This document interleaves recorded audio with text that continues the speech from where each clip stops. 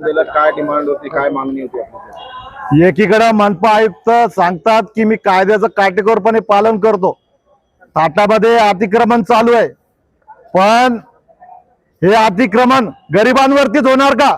श्रीमंतांना हा कायदा लागू नाही का? तिथं आमच्या रमानगर मध्ये बेकायदेशीरपणे नैसर्गिक नाला दाबून स्प्राईट सेंचुरी नावाची एक खूप मोठी बिल्डिंग उभा केलेली आहे. त्यामुळे जो पाण्याचा पावसाचा वलंडा असतो तो पास होत नाहीये आणि रमानगर मध्ये पाण्याचं पावसाचं पाणी हे खूप मोठं साठलेलं आहे. यामुळे दुर्गंधीचा पसराव होतोय, लोकांना बिमाऱ्या लागतंय. या ठिकाणी, या गांभीर्याच्या ठिकाणी मनपा आयुक्त नैसर्गिक नाला दाबलेला असताना त्याच्यावरती कारवाई करत नाही, नाला आम्हाला मोकळा करून देत नाही.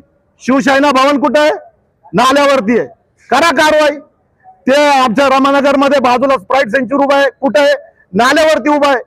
या ठिकाणी मनपा आयुक्तांनी समान कायदा लागू करायला पाहिजे, आम्हाला न्याय द्यायला पाहिजे. या संदर्भातला आम्ही आज निवेदन दिलं आहे. कारवाई झाली नाही तर काय पुढचा कॉल काय करणार? पॅन्थर स्टाईलने उत्तर दिलं जाईल. आक्रमकपणे या मनपा आयुक्त कार्यालयासमोर आत्मदहन नाहीतर उपोषण केल्याशिवाय आम्ही शांत बसणार नाही. काय नाव आपलं? बंटी दादा सदाशिव, ऑल इंडिया पॅन्थर सेना महाराष्ट्र राज्य युवक अध्यक्ष.